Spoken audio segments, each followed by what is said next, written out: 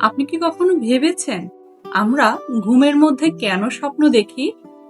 স্বপ্নে কখনো কখনো পাহাড় থেকে পড়ে যায়, নদীতে ডুবে যায়, আবার আকাশে উঠতে থাকি।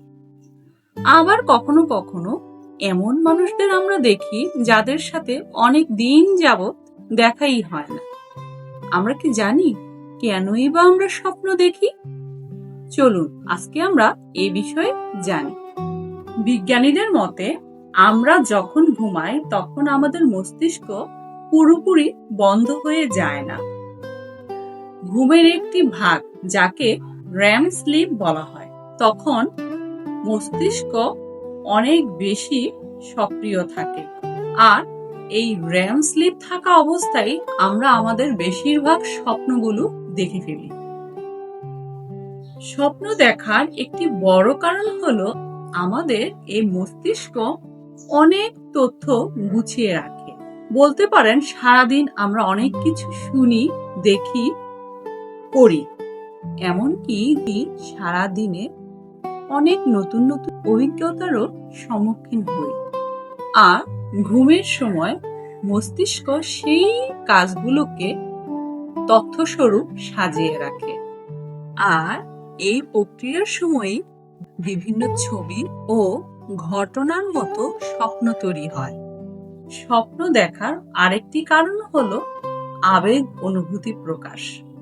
যদি আমরা খুব বেশি খুশি থাকি, খুব বেশি দুশ্চিন্তা হয়, অথবা খুব বেশি ভয় পাই, তাহলেও সেই অনুভূতিগুলো স্বপ্নের মধ্যে প্রকাশ পায়।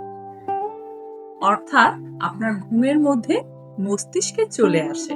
তাই বন্ধুরা, বলা যায় স্বপ্ন অনেক সময় আমাদের মনের প্রতিফলনও হতে পারে। বলতে পারেন স্বপ্ন কখনো অদ্ভুত হতে পারে, যেমন আপনি আকাশে উড়ছেন, নদীতে পড়ে যাচ্ছেন, অথবা পাহাড় থেকে লাফ দিচ্ছেন। এটা হওয়ার কারণ হলো মস্তিষ্ক কল্পনা ও স্মৃতিকে একই সাথে মিশিয়ে ফেলে। মজার না বিষয়টা? মজার বিষয় হলো কম বেশি সবাই স্বপ্ন দেখে। এই স্বপ্ন মনে রাখা সবাই পারে না। কিছু কিছু স্বপ্ন কয়েক মিনিটের মধ্যেই মিলিয়ে যায়।